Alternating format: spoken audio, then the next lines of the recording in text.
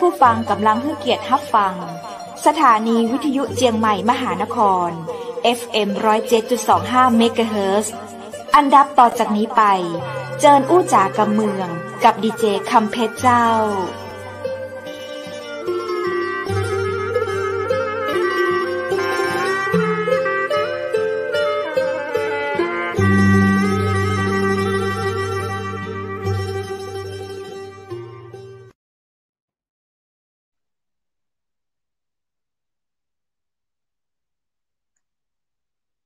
สวัสดีเจ้าสวัสดีคุณผู้ชมที่ฮักและก็เติงหาจัดนักนะเจ้า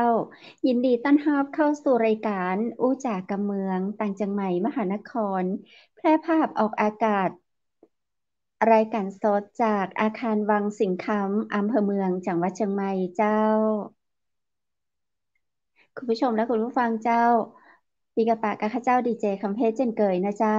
ป้ากันในเวลาดีๆจะอี้วันนี้เฮาป้ากันตัดกับวันศุกร์ที่20เดือนมกราคม2566เจ้าวันนี้ถ้าเป็น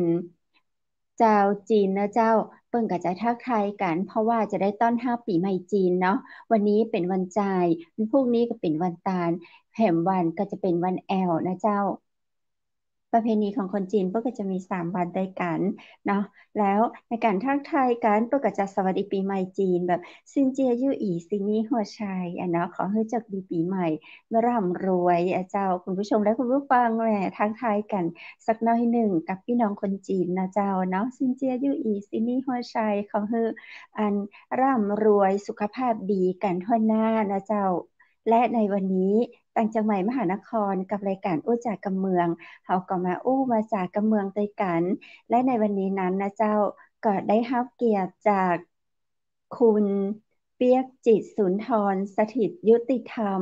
เจ้าวันนี้เปิ้นจะมาอู้จากกำเฮาในเรื่องของการท่องเที่ยวอย่างยั่งยืนเปิ้นส่งกระจื้อเล่นกระจื้อแต่นามสกุลมาแน่ใจในเรื่องของตำแหน่งหน้าที่การงานอย่างเป็นจะใดก็เดี๋ยวเฮาค่อยถามเปิ้นในรายการกันแล้วกันเนาะยินดีต้อนรับคุณเปียกจิตสุนทรสถิตยุติธรรมเข้าสู่รายการอู้จากกำเมืองต่างจังหวัดมหานครสวัสดีเจ้าสวัสดีครับซินเจียยูอีซินีฮอตไซครับโอ้โหเจ้าบางครั้งมั่นคงนะเจ้ามั่งมีสีสุขเนาะเจ้าเปิ้นเป็นคนไทยเฮาเนาะปีอย่างก็ตูดไหนๆคนไทยเฮาก็มีกิจกรรมที่ดีๆนะเจ้าเนาะเจ้าจะเป็นสากลจะเป็นเอ่อเทศกาลใดๆพี่น้องคนไทยเจ้ามีความสุขคุณเปียกเป็นใดพ้องเจ้ามีความสุขดีนะเจ้าครับมีความสุขตั้งแต่อันตูดฝรั่งนะครับแล้วก็ตูดสากลปีใหม่สากลแล้วก็วันนี้ตัวนะครับมีความสุขนักๆเลยครับแต่ขอให้ความสุขนี้ไปถึงพ่อแม่พี่น้องผู้คนในประเทศไทยแล้วก็โดยเฉพาะอย่างยิ่งดีเจที่ส่งความสุขให้กับพี่น้องคนไทยทุกคนนะครับยินดีตัวยนะเจ้าคุณเปียกจิตสุนทรสถิตยุติธรรมชื่อเล่นชื่อแต่นี้ข้าเจ้าถูกต้องนะเจ้าต้องครับจิตสุนทรสถิตยุติธรรมครับผมชื่อม่วนขนาดเลยเจ้าเป็นคนที่ไหนอยู่ตังใดเจ้าอ๋อผมเป็นคนผมเกิดที่บ้านป่าแปะครับอำเภอแม่เสลียงจังหวัดแม่ฮ่องสอนครับอ๋อเป็นบ่าวแม่เสลียงเจ้าคุณคุณเปียกเนี่ยอย่างอยู่เจ้าตอนนี้ประเดี๋ยวนี้ก็อยู่ที่บ้านแล้วก็พยายามปิกไปทำการท่องเที่ยวเชิงเกษตรที่ใจพื้นที่ตัวเก่าบ้านตัวเก่าเป็นตัวตั้งนะครับเจ้าทำแบบบ้านเกิดเนาะมันเป็นนโยบายที่แบบเนาะเมื่อเดี๋ยวนี้ก็จะทำคือที่บ้านของเราบาลานซ์อย่างในยุคที่ผ่านมาเนาะถ้าช่วงเมื่อ10 ปีที่แล้วคุณเปียกเขาจะหันก็ว่าละอ่อนไปเฮียนในเวียงแล้วบ่ปิกมาบ้านคือกระป้ออุยป้อเท่าแม่หมอนอยู่บ้านเนาะกลางต้มกลางนาล้างลาไปเจ้าประเดี๋ยวนี้ปิ้นปิกมาทำอย่างก็คาเฟ่เนาะ การท่องเที่ยวเพิ่แม่นนก็ครับลุยเข้าไปอยู่ไกลขนาดไหนเพิ่นยิ่งชอบเนาะเข้าป่าเข้าดอยแม่นขึ้นเขาก็ยิ่งชอบคุณเปียกมีในเรื่องของการจัดการท่องเที่ยวเชิงเกษตรที่บ้านเฮาก็คือที่ป่าแปะอำเภอแม่เสลียงมั้งก็เจ้าคือโดยโดยรวมแล้วเนี่ย ผมจะเน้นที่ครอบครัวตัวเก่าเป็นตัวตั้งนะครับเนาะเพราะอ๋อว่าเจ้าครับอยู่ในระบบนี่มาเกิดน่าจะครบ30 ปีแล้วนะครับก็เลยคิดจะว่าได้เจ้าครับหมายถึงว่าผมเคยอยู่ในอุตสาหกรรมท่องเที่ยวเนี่ยครับตั้งแต่ผมเรียนเจ้าที่ห้องสอนศึกษานะครับตั้งแต่อ๋ผมอยู่มอ.3นะครับเนาะ เจ้าสมัยนั้นเปิ้น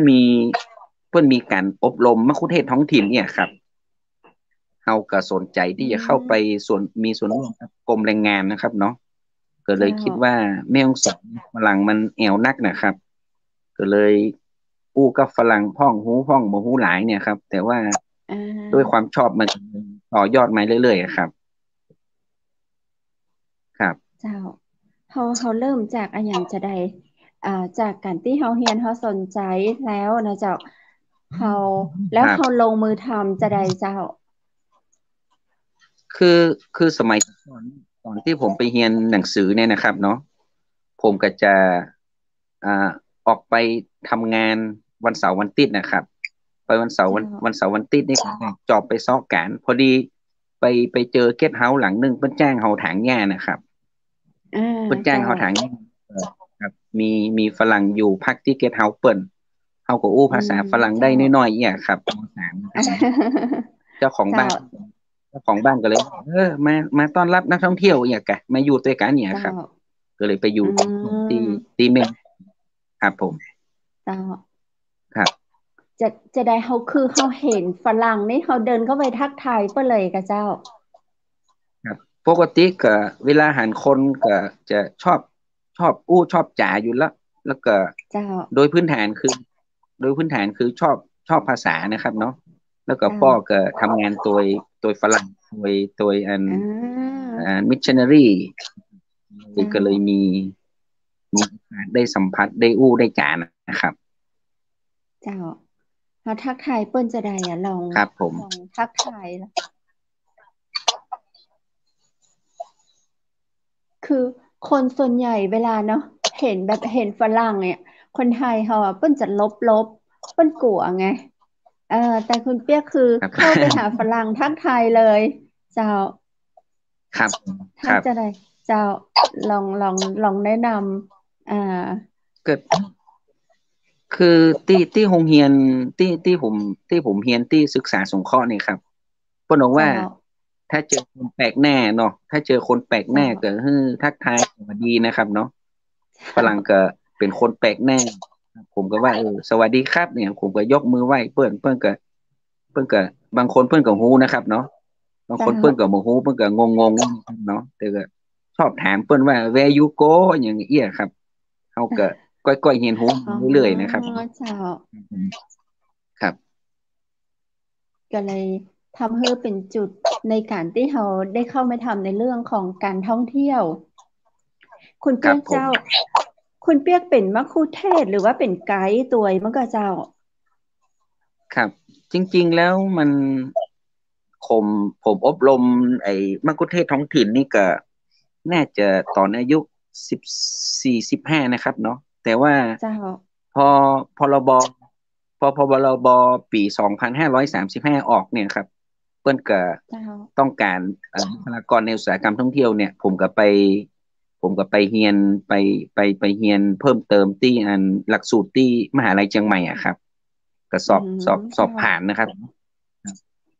ครับแต่ก่อนนั้นก็ทำงานตามเกสต์เฮาส์ตามเกสต์เฮาส์ที่ผมอยู่แล้วก็ไปช่วยเขาแล้วก็เคยทำงานที่โรงแรม Holiday Inn นะครับอืเคยทำงามนอยู่ร้านหนังสือที่ Holiday Inn นะครับเคเจ้ายเห็นฝรั่งนักนะครับเนาะตอนผมจบม .6 นี่ก็จบม .6 นี่อาจารย์เพิ่นก็บอกว่าสมจิตชื่อก่อนผมสมจิตนะครับเนาะบอกเจ้าว่าเธอเธออยากทำงานไหมผมก็ไปทำงานร้านหนังสือครับที่ในโรงแรม Holiday Inn นะครับเนาะ เจ้าก็ได้อ่านตึงหนังสือฝรั่งได้อ่านโอ้ได้เจอฝรั่งเนี่ยครับเจ้าเป็นโอกาสแล้วก็ครับแล้วเจ้านายผมมีบริษัททัวร์ในโรงแรม Holiday Inn นะครับเจ้านายผมนะครับอืมเจ้าเขาก็เลยได้มีโอกาสครับเรียนรู้เรื่องของครับผมการเปิ้นแอลแนะนำการท่องเที่ยวอีเนาะเจ้า ครับผมในครับเจ้าในการทำงานที่เขาทำมานี่เขาหน้าที่ในการเป็นไกด์หรือเป็นมัคคุเทศก์เป็นผู้นำท่องเที่ยวนี่คุณเปียกเนี่ยจะใดอะเจ้าคือของผมนี่ก่อนที่ผมจะมีบัตรนำเที่ยวทั่วราชอาณาจักรเนี่ยครับผมก็ไป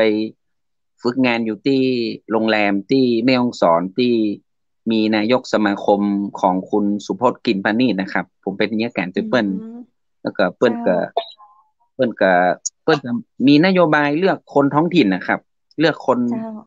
ในบ้านเฮาเป็นประเทศนะครับเปิ้ลอืก็เลยสนับสมนุนให้ไปเรียนอ่า เพิ่นสนับสนุนให้ไปเรียนเพราะว่าเพิ่นอยากสนับสนุนให้คนในบ้านเฮาที่เพิ่นฮู้ภูมิสังคมเพิ่นฮู้บ้านเรื่องของบ้านเฮาแท้ๆนะครับเจ้าแล้วก็ครับเพิ่นก็เลยสนับสนุนที่จะให้เฮาได้เรียนได้ทำงานตัวเปิ้นนะครับเจ้าผมก็เลยสมัครครับสมัครเพราะว่าแต่ก่อนนี้ผมไปเป็นครูอาสาอยู่บนดอยนะครับเจ้าครับ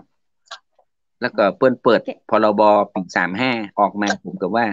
น่าสนใจเนี่ยครับเจ้าครับผม สนใจแล้วเขาเนี่ยใดต่อเจ้า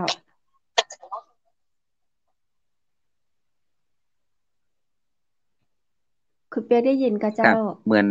เจ้าสัญญาณครับได้ยินแล้วครับผมอ่าเจ้าเขาสนใจแล้วเขาเนี่ยจะใดต่อเจ้าก็ก็ฝึกไปเรื่อยๆครับเวลามีเจ้าแต่ก่อนนี่แต่ว่าผมทำงานบริษัทนี่ตั้งแต่1993แล้วนะครับเจ้า1993นี่ผมไปทำงานกับบริษัทละก็ทำงานยกกระเป๋าช่วยเป็นลูกหาบทำงานโรงแรมไปรับลูกค้าสนามบินเนี่ยครับ พอเจ้า1994นี่ก็ไปไปไปสอบผ่านที่มชนะครับเป็นหลักสูอืตรการท่มองเที่ยวครับมเจ้าหาวิทยาลัยเชียงใหม่อะครับเปิ้นครับอืมเขาสอบผ่านเขาก็เลยได้ไปเรียนนะครับเรียนแล้วก็ออกมาก็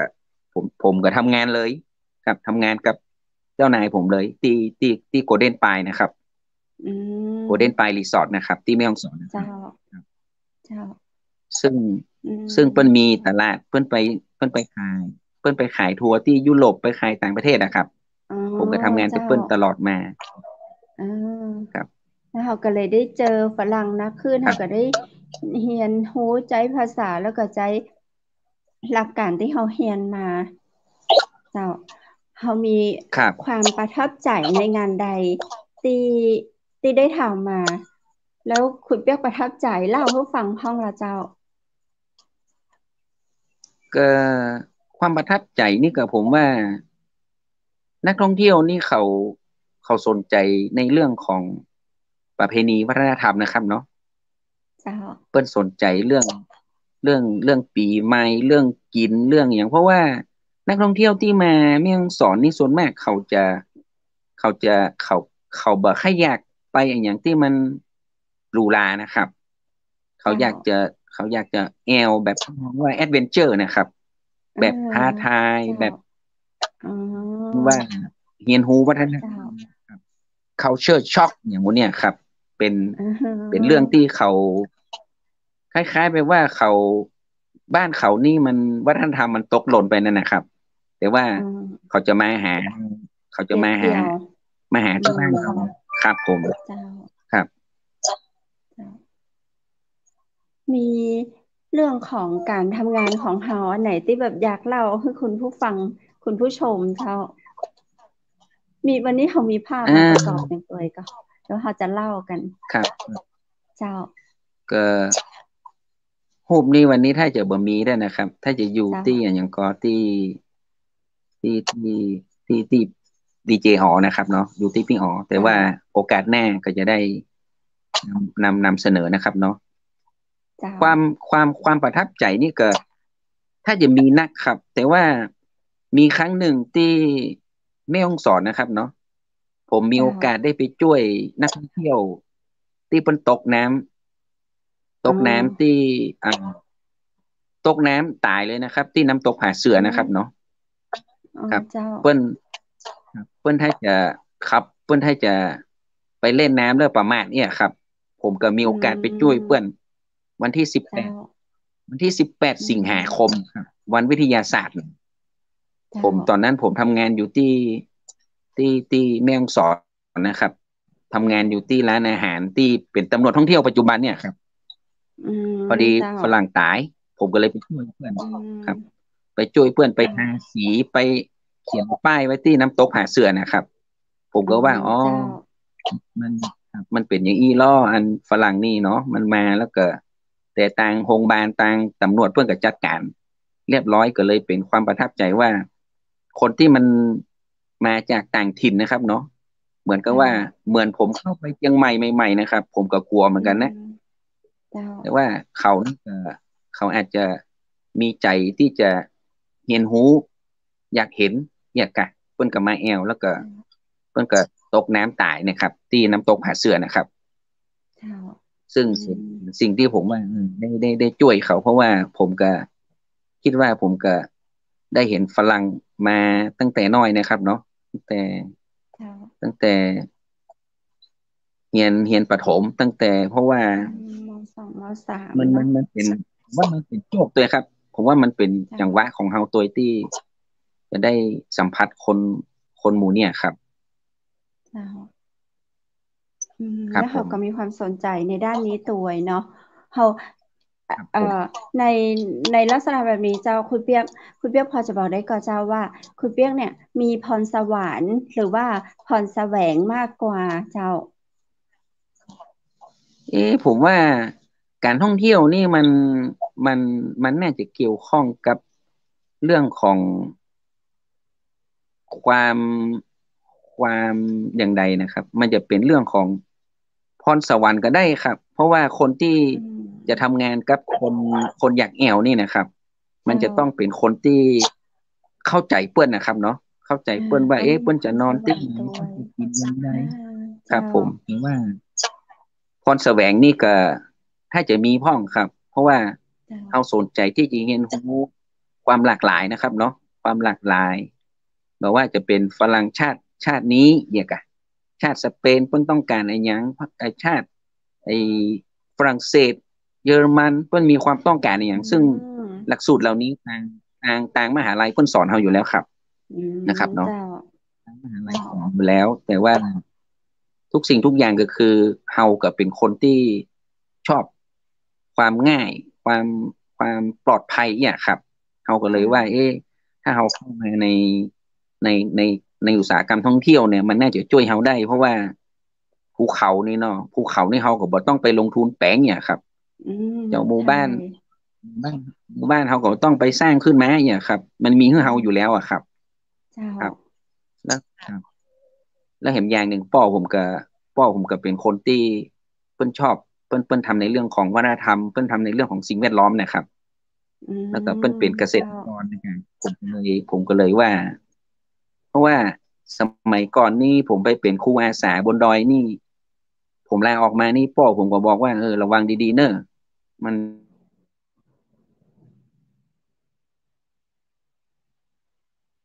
เสียงหายเสียงหาย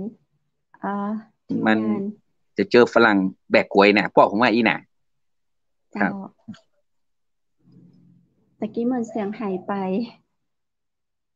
ขอแหมรอบได้ก็เจ้าอันป่อบอกไว้ว่าจะใดก็เจ้าคุณเปียกเจ้าน่าจะเป็นที่สัญญาณแล้วนะนะเจ้าครับเนาะคุณผู้ชมเสียงปกตินะครับเจ้าเจ้าขออันตะกี้ป่อบอกเขาไว้ว่าจะใดก็เจ้าอยากฟังกำป่อสอนแหมกำเจ้าพอดีสัญญาณเขาหายไปเนาะตะกี้คุณครับผมเปียกเจ้าเจ้า ขอฟังคำสอนป่อได้ยิแหมกานนะครับเนาะ พ่อเจ้า เจ้าว่า อ่าสัญสัญญาณหายนะเจ้าเดี๋ยวนะเจ้าคุณผู้ชมตอนนี้แขกรับเชิญของเฮาคุณเปียกจิตสุนทรนะเจ้าเปิ้นน่าจะไลฟ์สดจากปาแป่เนาะอ่าเดี๋ยวเราสักกรรมถ้าเปิ้นแหมสักกรรมนะเจ้าเผื่อสัญญาณมาเดี๋ยวเราได้ฟังเรื่องราวดีๆน่าสนใจนะเจ้าในการที่เหมือนเปิ้นจะมาเอ่อโครงการเนาะสำนึกฮักบ้านเกิดเดี๋ยวนี้จะมีคนแบบปิ๊กมาทำมาอย่างดีๆที่บ้านที่จองเฮาฟังคุณเปียกบอกตะกี้นี่น่าสนใจมากเลยซึ่งเปิ้นบอกว่า โดยรวมๆเนาะเราบ่ต้องตกแต่งอย่างแล้ว ความเป็นธรรมชาติที่มีอยู่ เจ้านักท่องเที่ยวก็อยากสัมผัสความเป็นธรรมชาติ เจ้าเมื่อก่อนนี้เวลาใครจะมาบ้านนั้นบ้านนี้เขาจะต้องจัดตกแต่งประดับประดาเนาะแต่บัดเดี๋ยวนี้สมัยนี้อย่างคุณเปียกบอกความเป็นธรรมชาติที่เปิ้นอยากมาภูเขาก็มีอยู่แล้วบ้านหมู่บ้านความเป็นธรรมชาติเนาะคือเปิ้นสัมผัสได้อยู่แล้ว คุณเปียกเจ้าครับผมเจ้าเมื่อกี้สัญญาณหลุดไปเมื่อกี้ครับผมอยากฟังเรื่องของตี้คำสอนของป่อเจ้าป่อป่อบอกว่าจะใดก็เจ้าอยากฟังว่าตัวยเจ้าอ้าวสัญญาณหายไปอีกรอบแล้วเดี๋ยวนะเจ้าสัญญาณ VIP หายอีกแล้วเดี๋ยวรอแป๊บเนาะ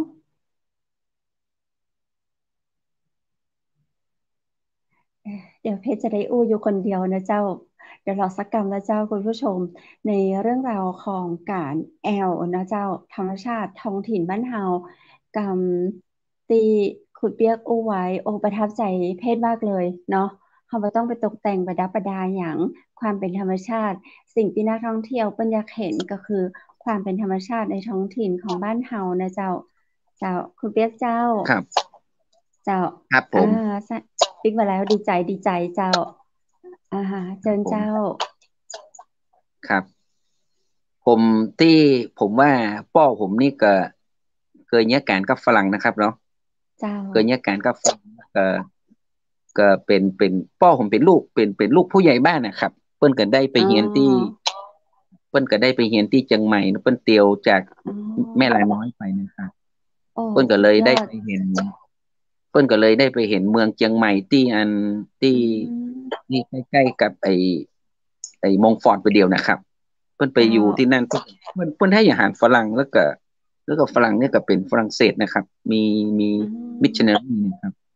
เปิ้นก็เจ้าเปิ้นก็บอกผมว่าตอนนั้นผมเป็นครูอาสาบนดอยครับผมไปสอนที่แม่ฮ่องสอนบุญนะพอเจ้าผมผมไปสอนที่ราชประชานุเคราะห์ตัวเองแล้วผมลาออกมาแล้วบอกว่าระวังเนอะระวังฝรั่งแบกกวยอีหน่ะผมก็ถามพ่อผมว่าคือคือคนทำงานกับฝรั่งนี่เปิ้นมองว่าหนึ่งเนาะมองว่าหนึ่งต้องได้สตางค์นะครับเนาะเจ้าแต่ว่าพ่อผมบอกว่าฝรั่งแบกกวยนี่คือฝรั่งที่เปิ้นสนใจเรื่องวัฒนธรรมไงครับอืวัฒนธรรมมันเป็นเจ้าของธรรมชาติเนี่ยครับ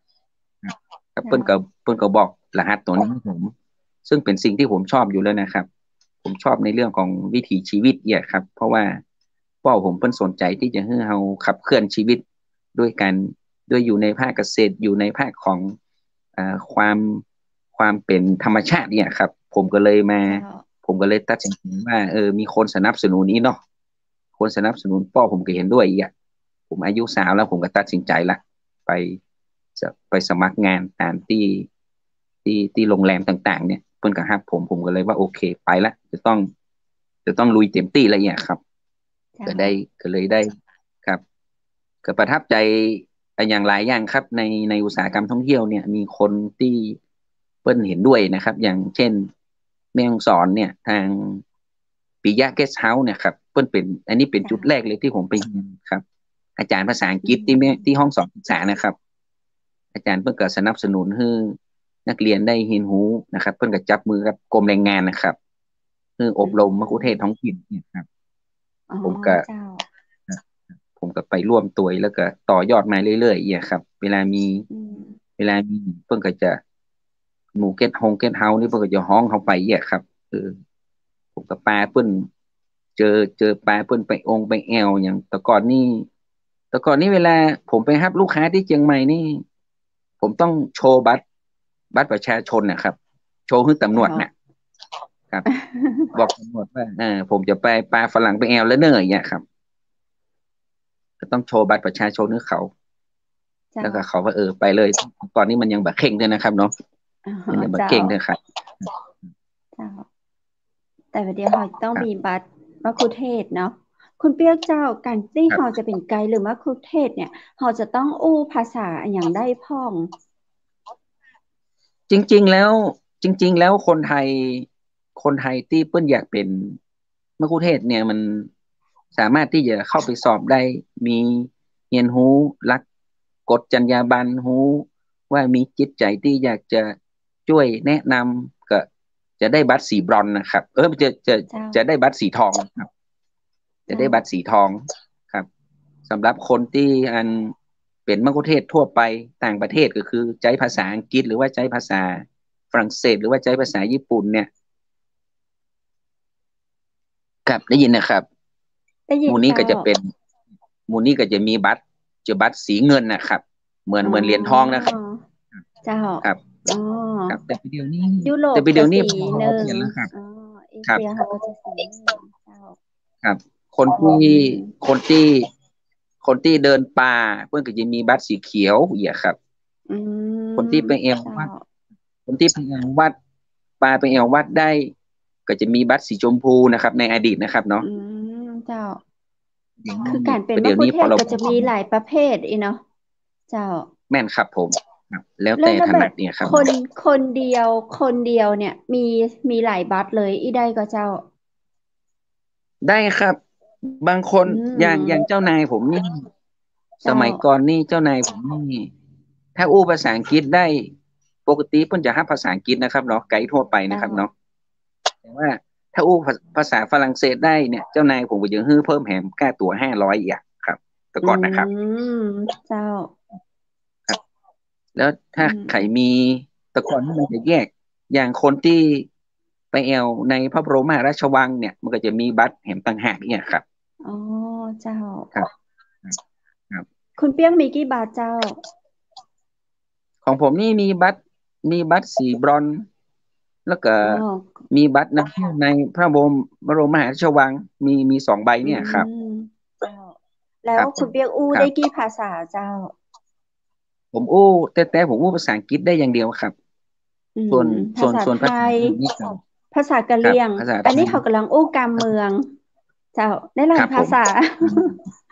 ฟังภาษาอังกฤษภาษาไทยภาษากะเมืองภาษากะเหรี่ยงเนาะเจ้าผมครับก็ได้หลายภาษาอยู่ได้น้อยครับอย่างละนิดอย่างละหน่อยแต่ส่วนมากจะใช้ครับกะเมืองก็เจ้ากะเมืองครับแต่ฝั่งนี้กะเมืองจัดเก่งแล้วเจ้าอู้กะเมืองจัดเก่งอู้ม่วนด้วยเจ้าครับคุณเปียกเจ้าเราสนใจเนาะในเรื่องของการการเป็นมะคุเทศการเป็นไกด์เจ้าแล้วในยุคปัจจุบันนี้เขาจะเห็นว่ามันมีเรื่องของโควิดเข้ามาเศรษฐกิจการท่องเที่ยวก็ได้รับผลกระทบคุณเปียกได้รับผลกระทบในด้านนี้ตัวก็เจ้าครับจริงๆแล้วผมออกจากระบบเนี่ยคือก่อนที่ผมจะปิกมาอยู่แม่เสลียงเนี่ยผมก็ออกไปหาประสบการณ์นะครับเนาะ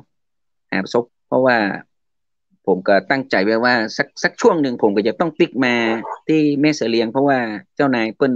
อยากจะให้เราปิกมาพัฒนาท้องถิ่นแล้วก็มันมีในเรื่องของทัวริซึมที่จะต้องใช้ area base ใช้บ้านเฮาการท่องเที่ยวโดยชุมชนนะครับคือเขาต้องการคนชุมชน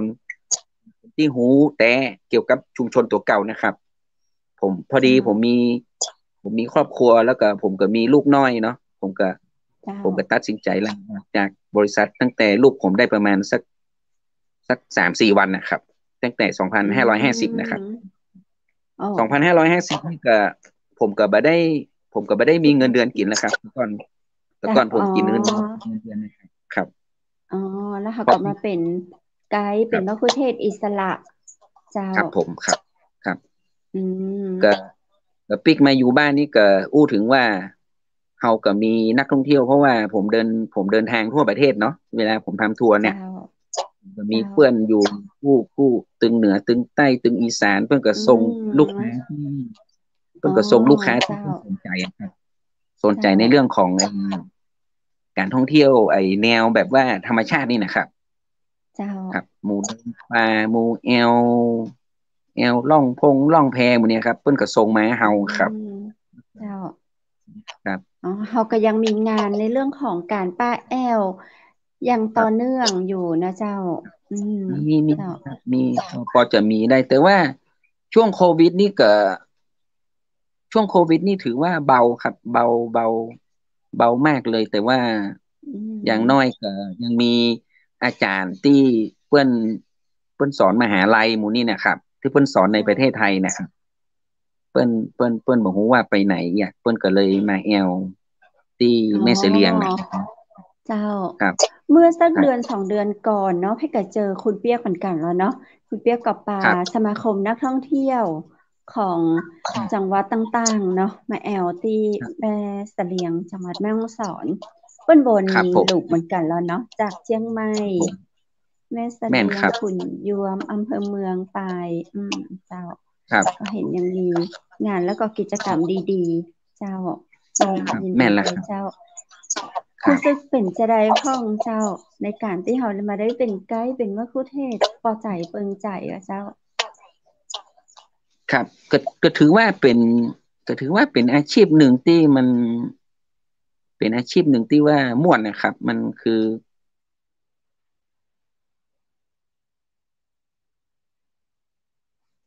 อ่า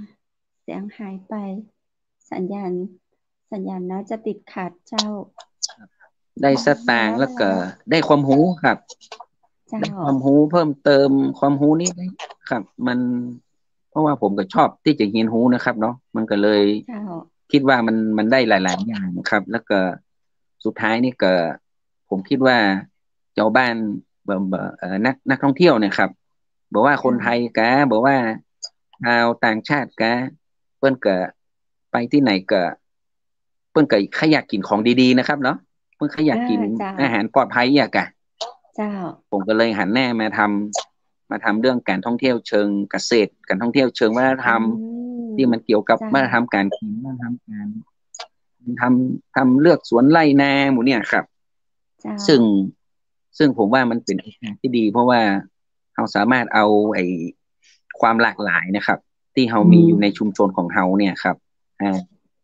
มาต่อยอดอะครับครับอ๋อเจ้าครับดีมากเลยเจ้าเอ่อเมื่อตะกี้มีคำถามมีคุณผู้ชมและคุณผู้ฟังเจ้าอยากฝากคำถามถามมาได้เลยเนอะเพราะว่าพอเวลาเกาะถึงช่วงครับสุดท้ายแล้วตัวเจ้าคุณเปียกเจ้าในเรื่องของการเป็นครับมัคคุเทศก์เป็นไกด์เนาะคนครับอย่างทั่วไปเนี่ยเปิ้นจะแบบมองแบบโอ้น่าสนใจมากเพราะว่าได้ไปแอล ได้ปลาเปิ้นไปแอลครับคือปกติถ้าเราไปแอลเนี่ยเราต้องเสี่ยงสตางค์มันก็เจ้าแต่ถ้าเราได้เป็นไกด์หรือว่าเป็นมัคคุเทศก์เนี่ยเราไปแอลและเราได้สตางค์ตัวอ่ะมันเป็นความใฝ่ครับฝันของคนหลายๆคนมากๆเลยนะเจ้าถ้าแบบถ้าในลักครับษณะแบบนี้คุณเปียกอยากจะแนะนำจะใดเจ้าถ้าคนที่เปิ้นแบบสนใจอ่ะเจ้าครับจริงๆแล้วการการท่องเที่ยวนี่มันมันมีคำอู้อยู่คำหนึ่งนะครับที่เพิ่นบอกว่าเพิ่นบอกว่าการท่องเที่ยวและการเดินทางเป็นกิจกรรมขั้นพื้นฐานอันปรารถนายิ่งของมนุษยชาติเนี่ยครับใครใช่กับใครใช่แอลนะครับเนาะแต่ว่าเจ้าคนที่แอลได้ทุกทางเนี่ยมันมันมันก็บ่สุดยอด ง่ายนะครับเพราะว่าอย่างผมตึงวันนี่ อย่างผมถึงวันนี้ที่ผมมีลูกค้ามาเรื่อยๆนี่ก็เพราะว่าเขาก็แนะนำนะครับเนาะเขาก็แนะนำเจ้าเพราะว่าจังหวัดแม่ฮ่องสอนเรามีความหลากหลายที่เขาใคร่หูใคร่หันเกี่ยวกับแล้วก็มีการส่งเสริมการท่องเที่ยวของภาครัฐตัวเนี้ยครับผมก็เจ้าเลยว่าอ่าผมก็เลยว่ายิ่งวันที่17ที่อัน คุณพี่ไปช่วยจัดการท่องเที่ยวนะครับที่เขาไปเจ้าแสดงที่วัดอย่างมื้อนี้นะครับซึ่งเจ้าคนที่มาแอวเนี่ยเปิ้นไข้หันเนาะเปิ้นไข้หูเจ้าไข้หันผมก็เลยว่าดีนะครับเขาจะได้สร้างสร้างมูลค่าการท่องเที่ยวเอ่อก็เลยคิดว่าเขาก็ต้องมีคุณสมบัติบางอย่างนะครับที่จะทำเจ้าให้เขาเข้ามาในอุตสาหกรรมนี้ได้นะครับ คือถ้าเจ้ามีใจฮักที่จะแบ่งปันความรู้มีใจบริการหมู่เนี่ยครับทำอืได้ครับสามารถมที่จะเข้าเจ้ามาแล้วก็และทางผมเองก็ตอนนี้ก็ได้เป็นคณะกรรมการสื่อมวลชนเพื่อการท่องเที่ยวและบริการเจ้าตลอดชีพนะครับก็สามารถโอ้ที่จะสุดยอดช่วยเจ้าประสานงานครับช่วยประสานงานให้เปิ้นที่สนใจเนี่ยว่าเข้ามาเรียนรู้นะครับ ประเจ้าสานงานกับทางท่องเที่ยวทางหลายภาคส่วนนะครับที่จะเจ้ามาให้ความรู้แล้วก็เอาตามนโยบายของภาครัฐนะครับเนาะที่เปิ้นมีเปิ้นฮ้องว่ามัคคุเทศก์ภูมิภาคอะครับอืสามารถที่มภูมิภาคแล้วครับก็มีในท้องถิ่นตัวไอ้เนาะเจ้าครับถ้า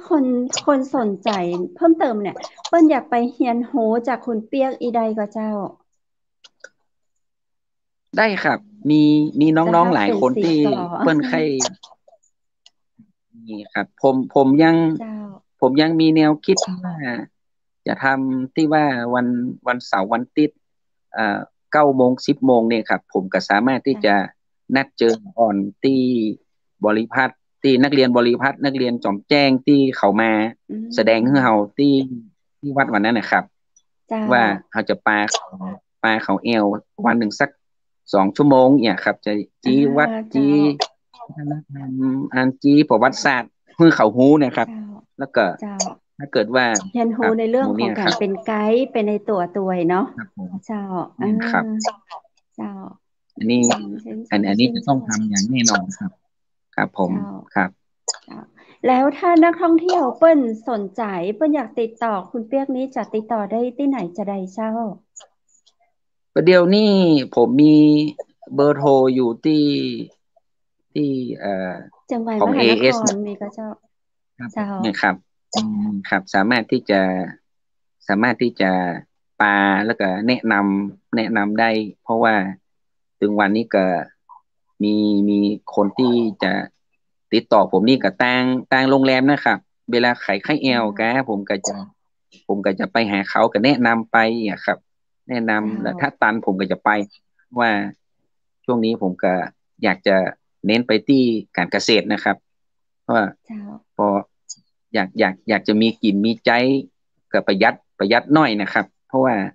นักท่องเที่ยวเพิ่นใครหูใครหันในเรื่องของการทำกิจกรรมร่วมกันนะครับเขาอเจ้ายากจะทำกิจกรรมร่วมในเรื่องของเนี่ยผมเลยต้องทำในเรื่องของเตรียมอาหารเตรียมมันอย่างที่มันเตรียมมันอย่างที่มันทำให้เขาประทับใจนะครับเจ้าครับ แต่ก็แต่ก็บ่ยากครับคนที่สนใจนี่ก็สามารถที่จะมาร่วมแล้วก็สามารถที่จะขับเคลื่อนไปเดียวกันได้นะครับเพราะว่ามีภาคีเครือข่ายที่เปิ้นสนใจที่จะสนับสนุนอยู่แล้วครับเพราะว่าถือว่าการท่องเที่ยวนี่มันเป็นเส้นเลือดใหญ่ของประเทศเลยนะครับเพราะฉะนั้นอืถ้าใครสนใจก็มพร้อมนะครับพร้อมที่จะช่วยครับผมเจ้าติดติดต่อคุณเปียกที่เบอร์โทรบอกเบอร์โทรได้ก็เจ้าจำเบอร์โทรได้ก็เจ้า ได้ หรือว่ามีติดต่อทาง Facebook ทางเพจจะลาอยู่แล้วนะเจ้าอินเทอร์เน็ตตัง VIP ของเฮาก็หลุดไปแหมเจ้าจะอ่าเดี๋ยวรอสักกรรมเนาะไปได้มาบอกเบอร์โทรศัพท์ติดต่อในเรื่องของการป้าแอลหรือว่าการเรียนรู้เรื่องของการเป็นไกด์เป็นมัคคุเทศก์ในท้องถิ่นนะเจ้า อันนี้เราฟังดูหันก็ว่าเพื่อสนใจในเรื่องของการนำแอลมาตั้งแต่เรียนม.3เจ้าตั้งแต่ปีอ่าอย่างนะตะกี้เปิ้นบอกนับวันเวลาโอ้โหไป20 ปีไป30 ปีคุณผู้ฟังและคุณผู้ชมว่าไปเนาะมืออาชีพในเรื่องของการแอลในท้องถิ่นเลยทีเดียวนะเจ้าถ้าวันนี้ท่านใดที่สนใจในเรื่องของการแอลแม่ฮ่องสอน จังหวัดเชียงใหม่นะเจ้าเนาะคุณเปียกเจ้า สามารถบอกเบอร์โทรศัพท์ได้ก็ครัเจ้าบเจ้าถ้าเบอร์จำมาของผมได้ก็ นี่ Facebook อ่ามีเพศูนจมี ย์เก้า Facebook ก็สาเจ้ามครับผม093ครับเจ้ามีครับผมเจ้า218เอาเบอร์โทรก่อน093ครับศูนย์เก้า218สาม218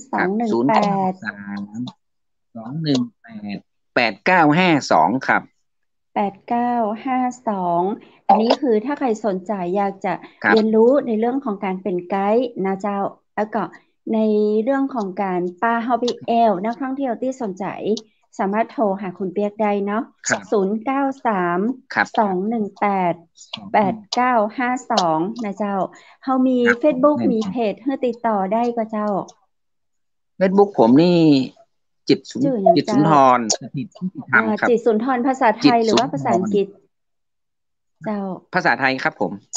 ภาษาไทครับผมยจิตสุจะนทรพิมพ์ครับสถิพิตมพ์ว่ายุติจิตธรรมครับก็คือใจภาษาไทยเลยเนาะครับผมเดี๋ยวใช้ชื่อเต็มเลยไปครับดูชื่อจนะริงเลยครับอ๋อนี่ไงหน้าเพจน่าจะเป็นประมาณนี้ก็เจ้าใช่ไหมใช่เนาะครับนี่เนาะครับใส่เสื้ออ่าปากกะยอมนะครับครับผอ่าใส่มครับใส่เสื้อแล้วก็มีผ้าพันคอเนาะน่าจะเป็นผ้าทอครับจะใส่เสื้ออ๋อแม่นครับปากกยอแม่นครับสีแดงเจ้าอ่าครับโอ้น่าครับผมรักน่ารักเจ้าครับอันนี้ก็คืออ่าแอดเข้าครับไปเป็นเพื่อนแล้วก็ทักทายเอ่อมีชื่อจิตสุนทรสถิติยุติธรรมนักกิจกรรมพัฒนาคุณภาพชีวิตมีครับโปรไฟล์ขึ้นครับนะเจ้าทุกที่ที่ได้ไปอาศัยอยู่ที่เทศบาลเมืองแม่ฮ่องสอนความสัมพันธ์ค่อนข้างอธิบายยากใครที่แบบจะทักทายครับผมคุณเปียกกระเจ้าแอดเข้าไปเป็นเพื่อนนะจะได้เรียนรู้ในเรื่องของการแอลเนาะติดตามในครับผมชีวิตต่อไปคุณเปียกเจ้าวันนี้แม้เวลาครับเราจะหมดลงแต่ว่าก็เดียวเอพิโซดหน้าเนาะเราจะมาอู้จากันในครับเรื่องของการท่องเที่ยวอย่างยั่งยืนกันแหมต่อไปครับเนาะวันนี้ในช่วงสุดครับผมท้ายของรายการนี้เจ้าคุณเปียกอยากฝากอะไรอย่างถึงคุณผู้ชมเจิญเจ้าอ๋อผมคิดว่าก็เป็นโอกาสดีมากนะครับที่ต่างอ่าต่างแม่เสลียงเวียงงามนะครับเนาะแล้วก็ไมค์มหานครเนี่ยครับได้เห็นความสำคัญของของการท่องเที่ยวเชิงวัฒนธรรมเชิงรับผิดชอบซึ่งสิ่งเหล่านี้นี่เป็นสิ่งที่ใกล้ตัวเราอยู่แล้วนะครับคือเราจะบอกรู้เลยว่าอ่าสิ่งเหล่านี้เนี่ยมันยิ่งใกล้ตัวเข้ามามันเป็นอิสระที่เราจะต้องเรียนรู้เกี่ยวกับการเป็นเจ้าภาพเป็นเจ้าบ้านที่ดีจนสุดท้ายเราก็สามารถที่จะสร้างสร้างความประทับใจให้กับนักท่องเที่ยวแล้วมันจะตามมาด้วยเม็ดเงินที่จะนำมาพัฒนาชุมชนของเราได้นะครับเพราะฉะนั้นผมคิดว่าถ้าคนแม่เสลียงหรือว่าพี่น้องชาวไทยคนเมืองทั้งหลายที่สามารถจะงัดเอาวัฒนธรรมมาขายซึ่งผมเรียกว่าการส่งออกวัฒนธรรมนี่นะครับถ้ามีโอกาสทำได้เนี่ยครับมันจะเป็นมูลค่ามหาศาลโดยเฉพาะจังหวัดแม่ฮ่องสอนนี่ถ้าทำได้นี่ต่อไปในอนาคตนี่สามารถมีแฟคชูตี้ก็มีสาขาการท่องเที่ยวที่ทำโดยเจ้าบ้านเฮาซึ่งคนแก่คนหนึ่งที่เปิ้นสามารถที่จะทอผ้าหรือว่าคนเฒ่าผู้ชายคนหนึ่งที่เพิ่นสามารถที่จะสานตะกร้าเนี่ยครับทุกคนเนี่ยครับมีส่วนร่วมในการท่องเที่ยวทั้งนั้นเลยเพียงแต่ว่าเราต้องมาเรียนรู้เข้าใจ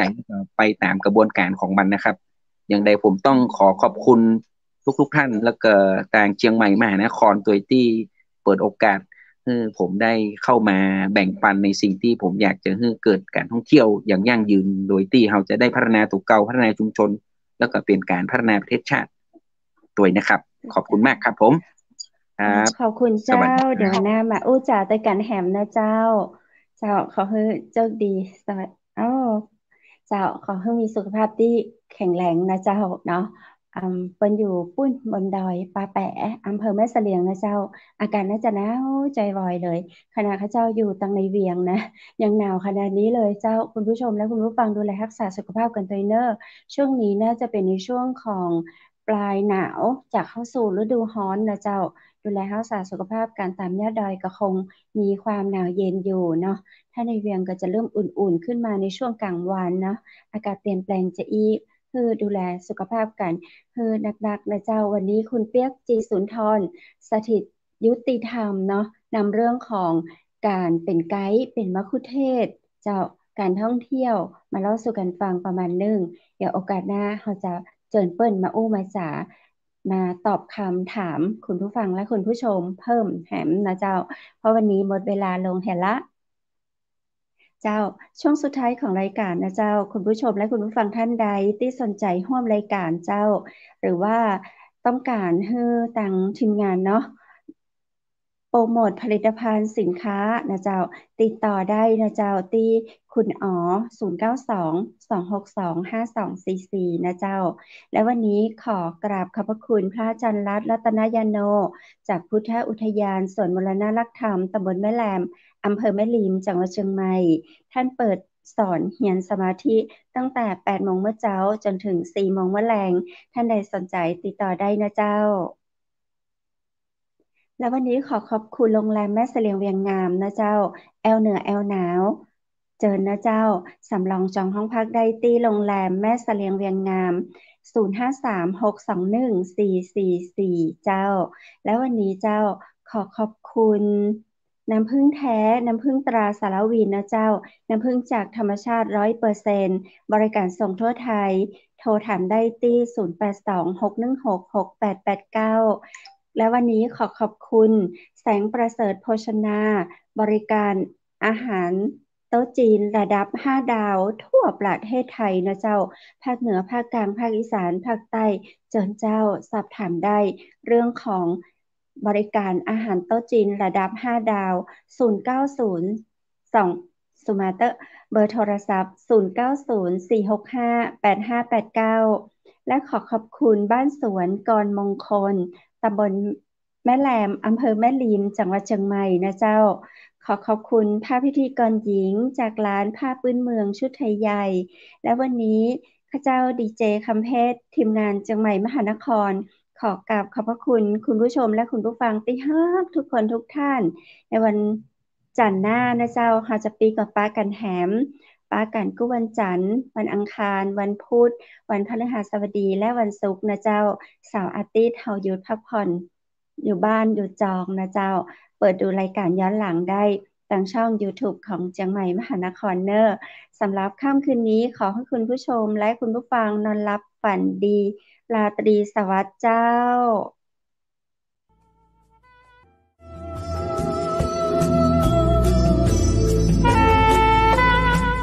ดอยสุเทพเป็นสีประเพณีเป็นสง่าบุพชาติล้วนงามตานามลำค่านครพิงค์สถานีวิทยุเจียงใหม่มหานคร FM 107.25 เมกะเฮิรตซ์ขอส่งเสริมการท่องเที่ยวทุกมิติเจ้า